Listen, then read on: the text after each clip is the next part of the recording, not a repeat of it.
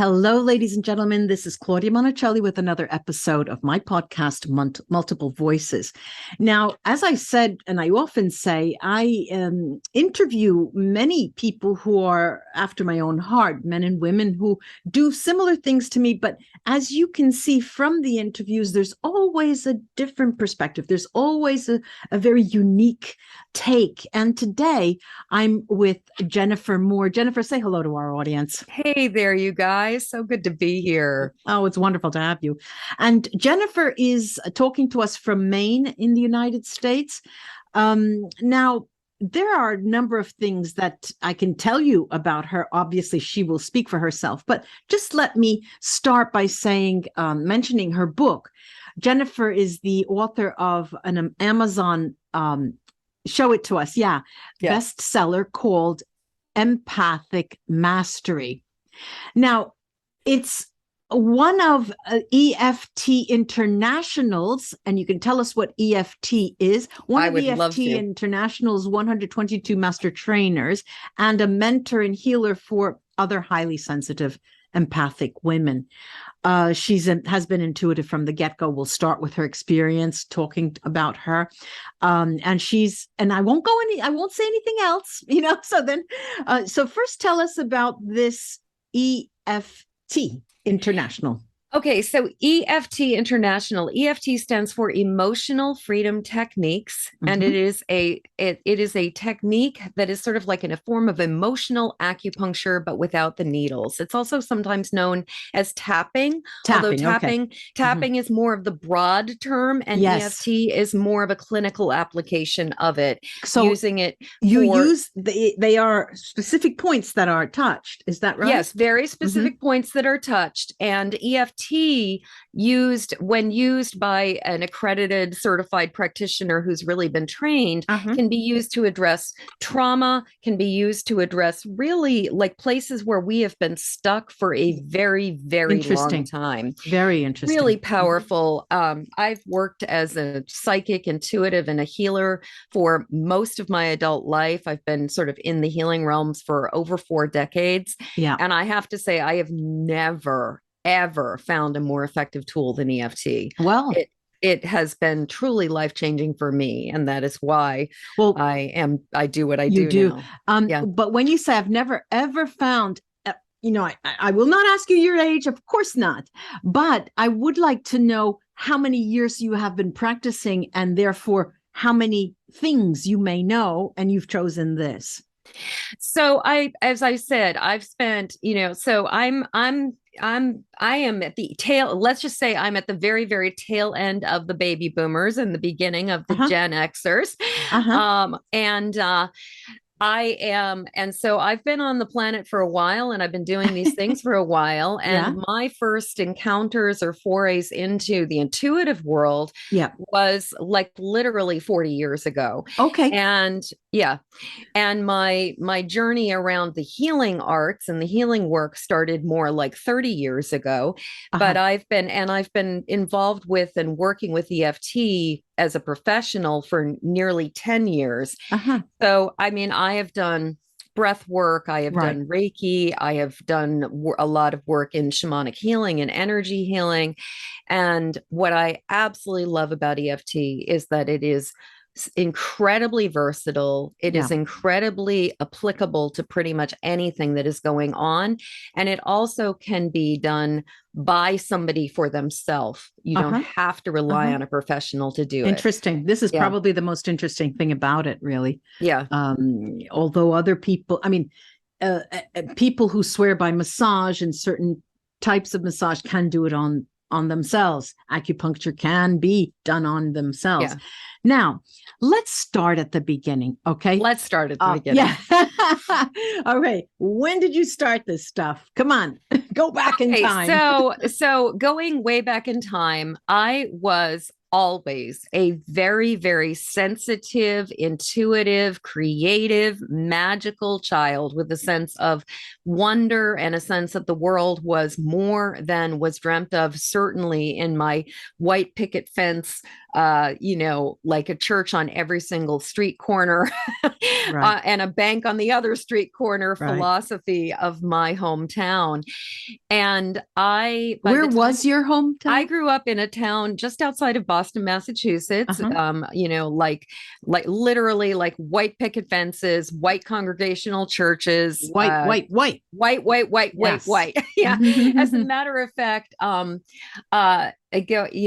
interestingly, there is a woman whose name is Debbie Irving who wrote a book called, I believe it is, I believe it is actually called Growing Up White. She grew up in the same town I grew up in. And I knew she did when she described the mural in the library. And I was like, oh my God, do other towns in New England have the same mural? It's like, she grew up in your hometown. When we were, chatting, I'm saying this for the benefit of our listeners.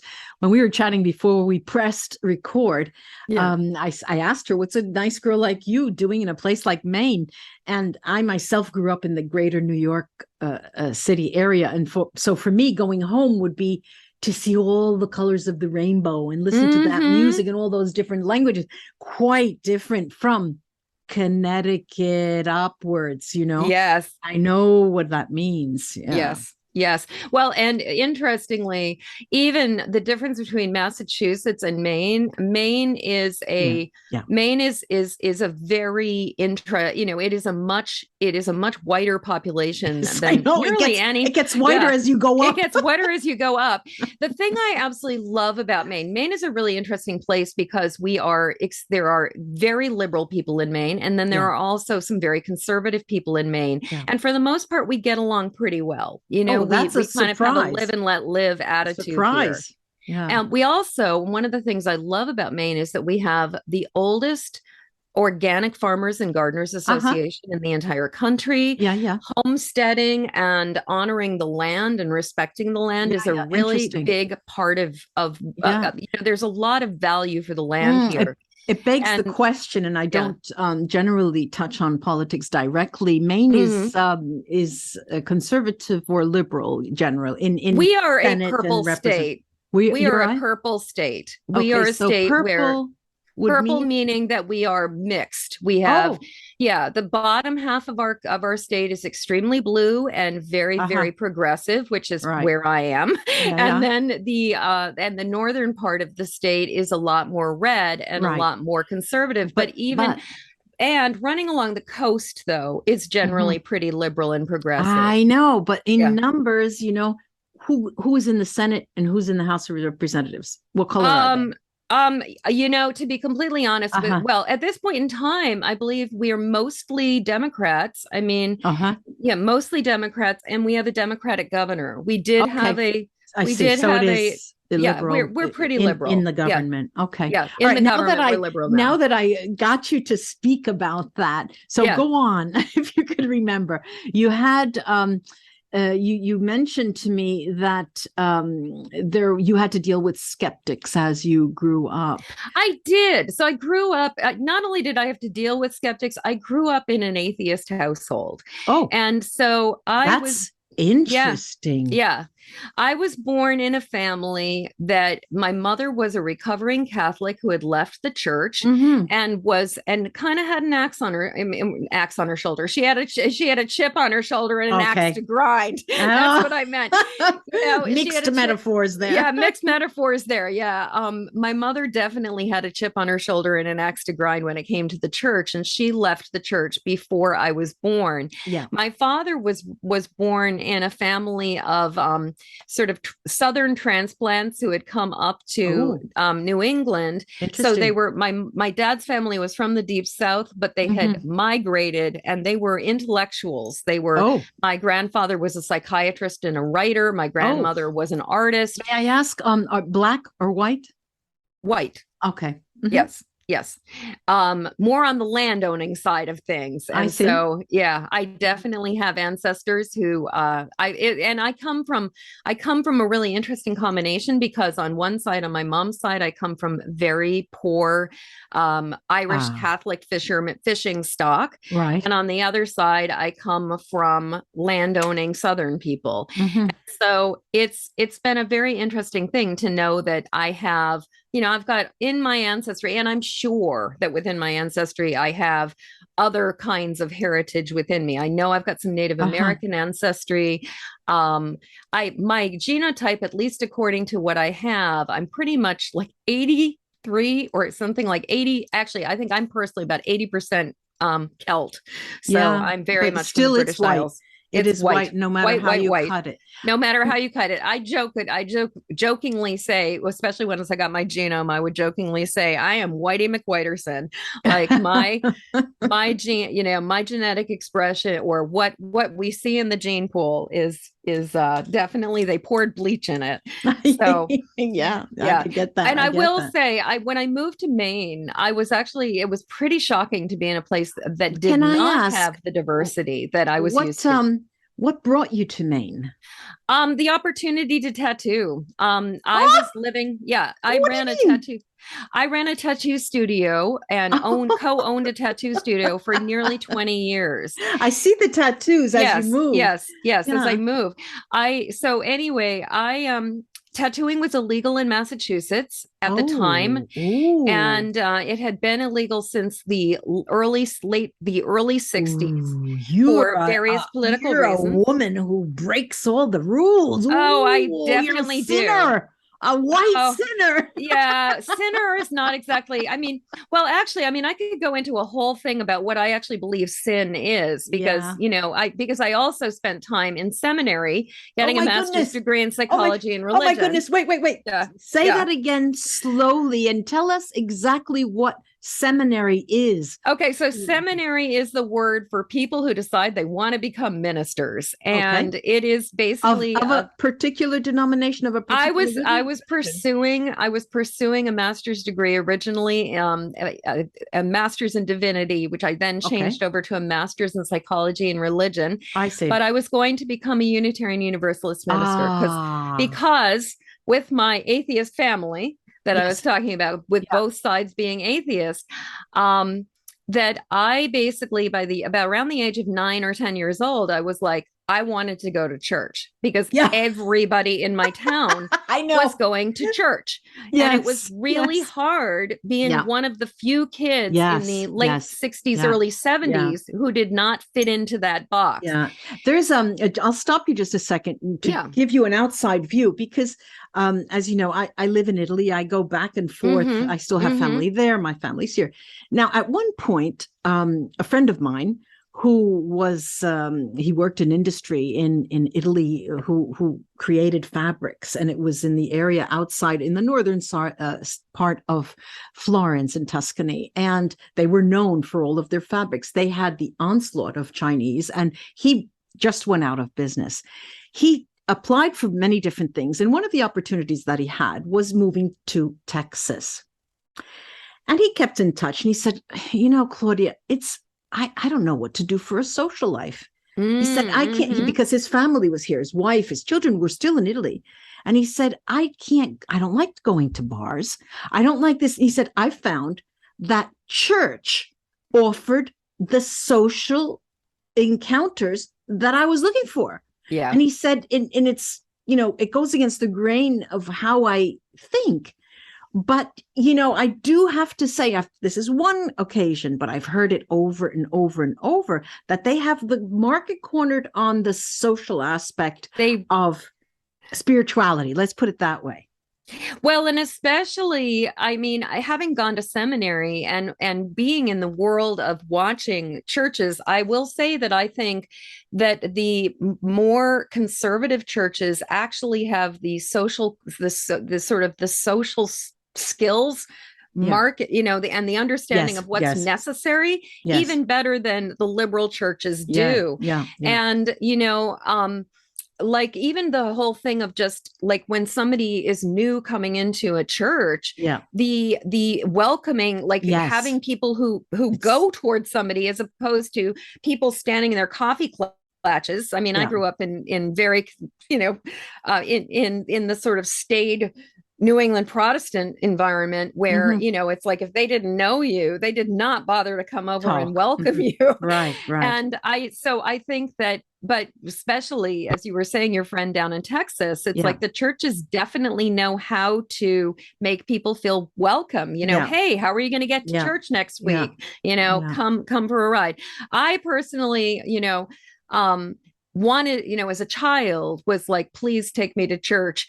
Right. And appreciated it, but have since, as an adult, my church is nature. My church Yeah. is community and connection with other Okay. people. My church Yeah. is this earth, really. Hmm. And so I'm not an active churchgoer at this point in At time, this because I time. really Hmm. I really believe that, the divine has many, many, many, many different Obviously, expressions. yes, Yeah. yes. Yeah. Um, I'm going to. Oh, I mean, there's so much to talk There about, are and when we so talk, many there's things we can just so talk many about. talk Yeah. about. And I can And tell just the way you and I are yeah, talking that you and I have a yeah, similar way of just being yeah. like, oh my goodness, look at this Yes, cool yeah, thing. I know. Yeah. But Yeah. we have, there's an overlap in many of the things that we do both do.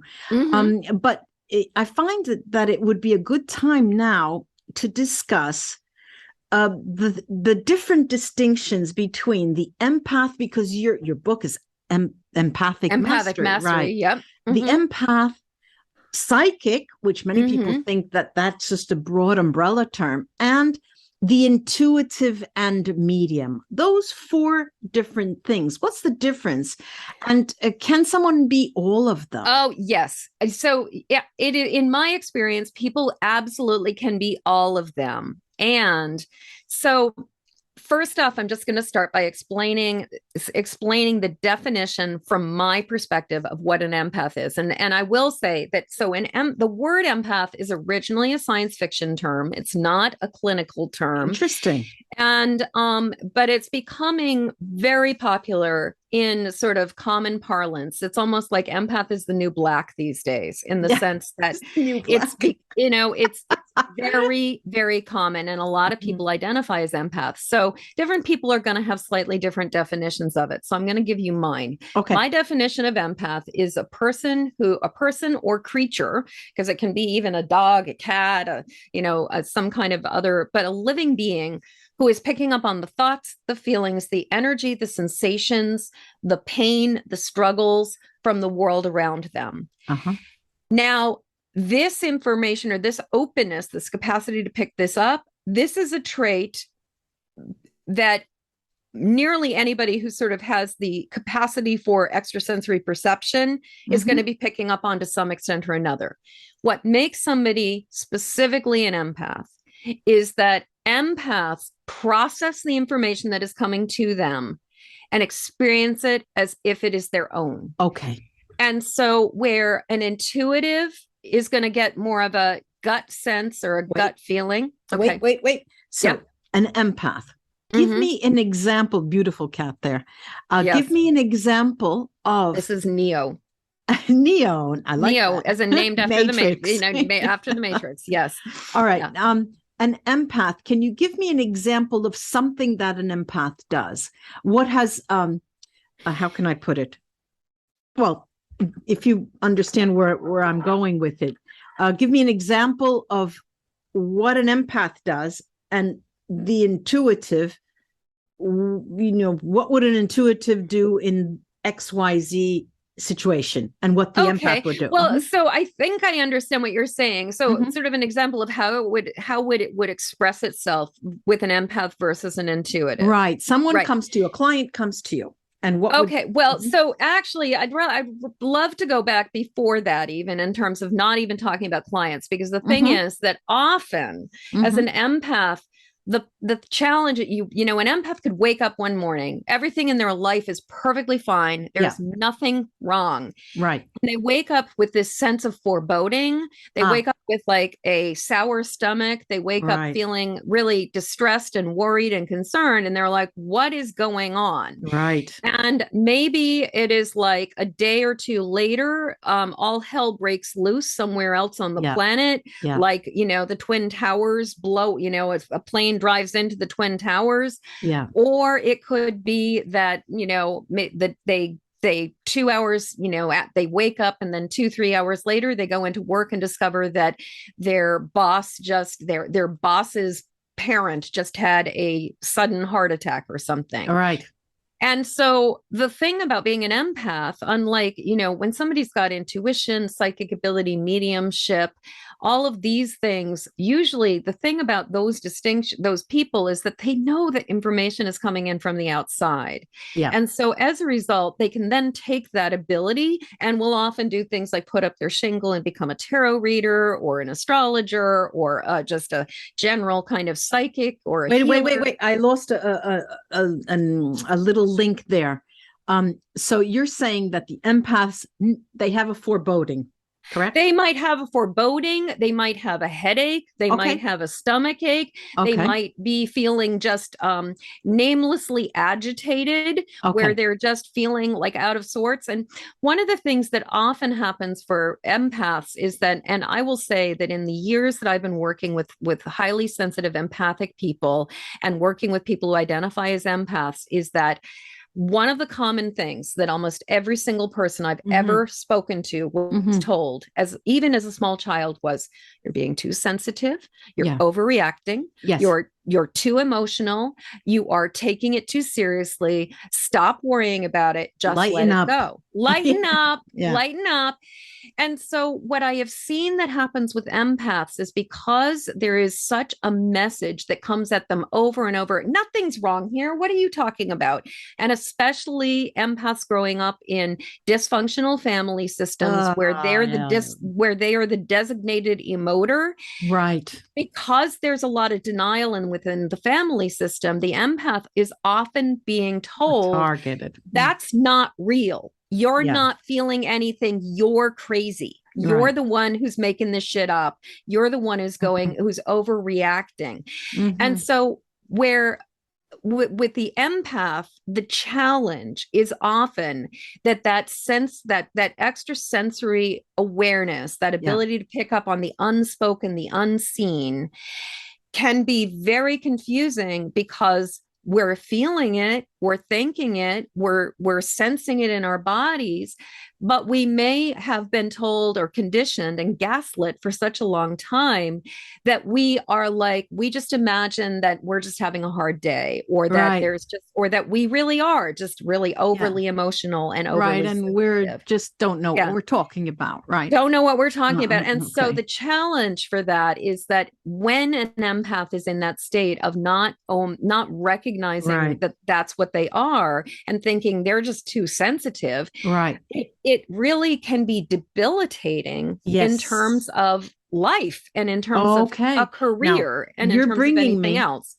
To another topic, but I will hold off of that because the way you describe empaths begs the question, well, they have to take care of themselves, right? So we'll do that. We'll do that later. Yeah, let's definitely talk about that. But now let's contrast that with intuitives first, and then psychics and channelers, mediums. Mediums, yeah, absolutely.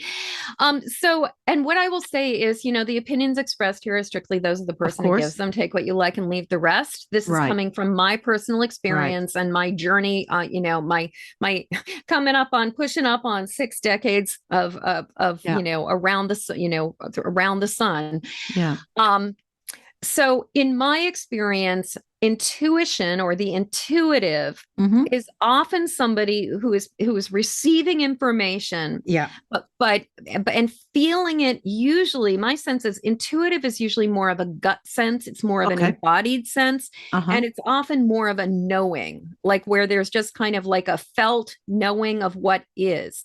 Whereas in my experience, somebody with psychic ability is generally picking up information more in the sort of mental realm.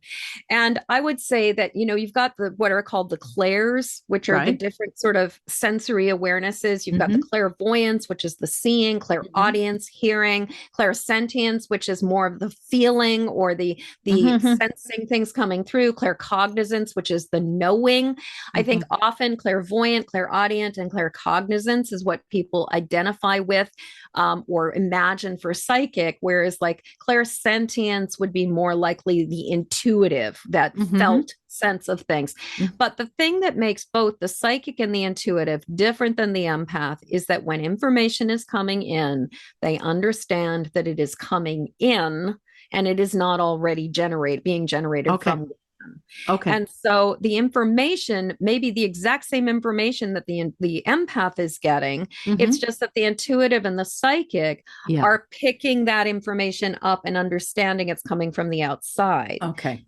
Now, the best explanation I've ever heard to distinguish between what's the difference between a medium and a psychic is that the psychic is picking up information from the living world. The medium is picking up information from the other side. Okay. And so the medium is the one who's picking up information from other dimensions, from the spirit realm, and, and has the ability to be communicating with the seen, with the unseen world. All right. Yeah. Now, I'm going to insert myself here because before I talk about that guarding and taking care of yourself, I want to say something that I feel is important here. You mention and you describe these different figures as something happening to them, or from either from within or from above or without. But there's a lot to be said that when you do your work, you just can't sit here and have things happening to you. You're not going to be able to do your food shopping, for crying out loud. So, right. So there is something, I mean, well, people like myself and surely yourself, I get information when I want it. I go and get information, what I need when I need it. I just block out, and maybe that's part of self-care, but I'm not influenced by the negative energy unless I'm not paying attention and all of a sudden I break my leg, Yeah. And so then those are signs. What about this? I mean, do you have anything to say about that, about the how can I say, the percentage of a person in tune with what is happening to them, or the percentage of them being able to go out and get things that they need to know? So, I mean, that in many ways is really what the whole idea of empathic mastery is about, is going from being in the position where you are so bombarded by information that you don't even know what end is up, to being able to make the decision as to what you are experiencing, when and what you are taking on. Yeah. Now, I will say that I have found that as the world has been sort of heating up over the last, especially, of the last 3 years. But what do you mean by heating up? Heating up, well, literally, in terms of just, what we're going through with climate change and some of the, climate change. And I mean, all the fires that have been burning across the planet. But also, the political climates have been heating up in terms of there's more and more divisiveness. There's more and more tension between one side and the other. So you're saying that heating up fires and all of that would be a negative? I'm not sure I would say it is a negative thing, but I would say, like, just in the same way that giving birth, whether you think it's a positive or negative thing, it's not easy. It's like pushing a baby out is painful and is messy and is intense. And so what I would say is, and then of course with the pandemic and the Black Lives Matter movement here in the United States, and the Me Too movement, all kinds of things. And I personally believe that this is like isms and trauma that we have been, a can of isms and trauma that we have been kicking down the road for thousands of years, that is coming home to roost, and that is inviting us to look at it. Yeah. When things got really intense back in early 2020, when COVID was really starting to just ramp up, I was experiencing moments where, despite all of the work that I have done to be really deliberate and to be really mindful of what comes in and what does not come in, the intensity of the emotional climate had gotten so big that I really found myself kind of like it was sort of like, it was like a tsunami just kind of hit me. I was used to being where I was and had sort of put myself in a position where I was kind of safe and curated. And yet I suddenly was like, I needed to recalibrate everything so that I was not getting knocked over. It's interesting how the different reactions are. In my case, I was quite thankful for such a change because it made me necessarily do things differently. And so I developed different things, but by no means that I feel that it was negative. Obviously, I was not ill, I was not sick, I didn't, my dad died from it. He was within the first 10,000 people who died from it. So terrible. My perspective of it. How old was he? He was in his 80s, and he was not, and I mean, we had lost him to dementia quite a while before. So in his particular case, it was really kind of a weird blessing because, his body was not necessarily, but what made it so hard was like, we were not able to see him. We were not able to see him. We couldn't be by his bedside as he died. We couldn't even do a funeral for him because it was really at the very early stages of it. But it really changed. It really gave me a different perspective. Sure. I will say I agree with you completely in terms of, I was so grateful for the boundaries that COVID allowed people to set for the restructuring of our lives. I was already living very much a life very similar to what I live now, in that I was already working virtually and doing and pretty much doing things on my own terms. And so from that standpoint, there were so many gifts that I really do believe the pandemic brought. Actually will lead into this last point that I wanted to discuss, is the self-care aspect. Self-care, exactly. All right. And you mentioned the self-care for empaths, because apparently I deduce from that you believe empaths get a bad rap compared to the others because they live it on their skin. Am I right? I think that it depends on who you're talking to and where you're talking. But I think that empaths get a bad rap in a couple different ways. I think one, that empaths within family systems will get a bad rap when the family doesn't want to deal with their feelings, and the empath is the person who's feeling their feelings. Right. And then I do think that also that you've got places where empaths kind of get like lumped into the victim category or into the, poor widow empath who can't really help themselves. Right. And my mission is to say, you can help yourself. One of the first steps is, ironically, accepting or embracing the identity and being like, okay, I am an empath. I am picking up things in a different way than some people are. And as a result, I need to take care of myself. Okay. And so going back to self-care, in my personal experience, the very first place where self-care starts is with being mindful of what we're exposing ourselves to and curating our exposure, like choosing what we engage with. Now, in some cases, there are things that we are just, put into a position where we absolutely have to do something. It is just, it is what it is. And I guess I would say, I do believe that we always have a choice about whether we're going to do something or not, unless somebody's, worst case scenario, somebody's holding a gun to your head, you still get to choose. Still get to choose. Like, are you going to live or die?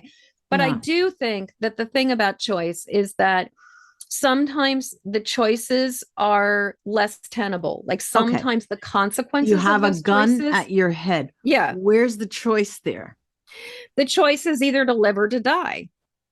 Well, if you choose to live and they pull the trigger, there is still the choice to make it alive out of that. Is that what you're saying? Okay. I mean, I suppose, I guess what I'm saying is, from my perspective, when it comes to, and the point of this is to say that some of us have, I think, more resources and more freedom and more space to decide and to curate than some other people.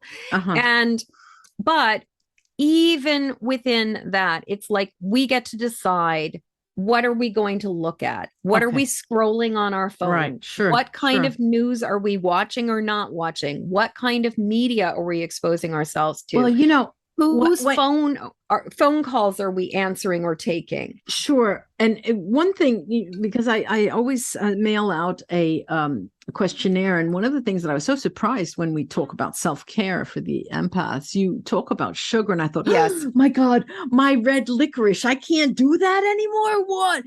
What's the well, you can. All right, now why it's is just it about consequences to avoid? So in my experience, sugar is for one thing, sugar really destabilizes the system. Sugar destabilizes our, it sets us off into this kind of cascade of like up and down. And it also deeply affects our gut biome. It deeply affects what is growing in our gut, the healthy flora versus the unhealthy flora. Okay. And it feeds yeast, which is basically stuff that really compromises, it causes inflammation, and it compromises the integrity of our gut lining. And it basically ultimately blows holes in the gut lining. And oh my God, I feel the pain. If you think about, you might have heard of leaky gut syndrome, and sort of the idea of high, which is common for people with autoimmune diseases and common for people with allergies and sensitivities. If you think about sort of our body as kind of like a big inner tube, with sort of our digestive system is the sort of the inside of the tube, and our skin is the outside of the tube, but we are one continuous, connecting thing. And so in a way, it's like our gut is sort of, sort of the saying, as above, so below. It's like our inside is comparable to our outside. And the gut is basically the same cellular material as our brain. And so there is a direct gut-brain connection. And when we start basically compromising the integrity of the gut, we are basically compromising the integrity of our protective filters and shields. So it affects, and so sugar, because of the destabilizing nature, the way that it messes with our hormones, because insulin is our hormone, it, because it messes with our hormones, because it breaks, it basically busts holes in our gut. And I'm not talking about ulcers. I'm talking about microscopic, like weaknesses in the integrity of the gut lining. But because it destabilizes us, because it increases the overgrowth of yeast in our system, it causes a great deal of inflammation. It causes our bodies to just kind of cascade out. For the empath, who is almost always already very highly sensitive, this is kind of the bridge too far. And this is the thing that will often exacerbate an already vulnerable situation. Oh, I have to throw out my cookies. Not necessarily. I mean, the other thing I will say is, as I said at the very beginning, the opinions expressed here are strictly those of the person who gives them. Take what you like, leave the rest. Your mileage may vary. You may have better gut integrity than I do. Because the other thing is, I mean, for one thing, you live in Italy, and so you have access to better wheat. Like you're not eating GMOs the way we are here in the United States. I understand. I was just there, and I know that the wheat is, I learned the hard way. I mean, and so the thing is that it's because in my experience, it's also that there's the sort of this idea of the rain barrel effect, that it's like, sometimes it's like you can tolerate and tolerate and tolerate, and then there's that one extra drop, and then suddenly the barrel just bursts open. And sugar, like, I mean, just thinking about the way that we used to be able to eat it without that much consequence, it's like none of these things are in a vacuum. None of these things are isolated. Of course, they're so it may be that because you are in an environment where there's less strain, but also better quality food, that you may have less, like it may have less impact on you than it does on some of us. But what I was just going to say is, it does, though, in my experience, sugar does tend to amplify emotional distress. So if somebody is really having a hard time with feeling a lot of intense emotion, my advice is, when suggestion is, try putting down sugar for at least 21 days. Oh my God. Ultimately, at least a month. And see how you feel. Right. But I mean, I guess what I would ask you is, are you struggling with emotions that you can't control? Oh, right, are you right. struggling Of course, with feeling overwhelmed and not knowing why you're feeling this way? Are you feeling despair and fear and anxiety all the time? Because these are the reasons why you give up sugar. Like, you don't give it up just because you should. You give it up because your life has become unmanageable. And you kind of know it's sort of like, this is kind of like your last resort. What I wanted to sort of orient you toward in self-care, because self-care for me would mean ritualized energy clearing, and all of those things. Let's leave aside sugar for now, but self-care for empaths, in your book, I mean, you talk about empathic mastery and you work with empaths. Are there other suggestions you have? There are so many suggestions. And so what I would like, what I'd like to say actually is, the rituals of self-care, that is, you have to be fairly, like, your nervous system needs to be regulated to be able to engage in those kinds of behaviors. Yeah. And before we can get into habits of like practices of prayer and energy clearing and self-care like that, I actually really think we first need to just triage it and find, like, get somebody some relief. And so, the first steps are really about, where are you shooting yourself in the foot? How are you engaging in things? Like, are you giving and giving and giving and giving? Okay, so understand what we're doing first. Understanding what we're doing, and boundaries. Having boundaries. Boundaries is... What is a boundary for you? Give me an example. So for me, a boundary, so there's two kinds of boundaries. Well, I mean, there's many kinds of boundaries, but there's two fundamental kinds of boundaries. There's energetic boundaries, which is about not being so porous that absolutely everything is just coming in and I'm taking it on. Right. And then there's strategic and emotional boundaries, which are about, this is, that's your stuff. This is my stuff. And so actually there's sort of three categories. There's like the energetic, there's the emotional, which is sort of like, it's 10 o'clock at night and I see that my, that a person who's a known drama queen is calling me. I choose not to answer the phone. Instead of being like, oh my God, why are they calling me at 10 o'clock at night? I better answer it. It's like, I can trust that they've got a higher power in their life and I'm not it. And that they're going to be okay. And so the emotional boundaries are about knowing what's ours, what's not ours. And in many ways, really having a clear sense of, not my circus, not my monkeys. Whereas, and strategic boundaries are things like, your boss asks you to stay late and to work on a project and to do something completely unreasonable. And instead of just being like, sure, I'll give up my kid's 13th birthday and their soccer match. To basically say, your poor planning does not constitute my emergency. No, this is not, we did not agree on this. This is not going to happen. And so boundaries, like I said, can be about energy. They can be about, and our filters and shields. They can be about our emotional sense of what we know we do not want to engage in. And can also be about the strategic or the logistics of our life. And like, what are these boundaries? Like, even a boundary, here in the United States, the boundaries of, do you go to a family gathering? Sure. With what people, you do. What do you do? What do you do? Yeah. Jennifer, time really flies when you're having a good time. I know.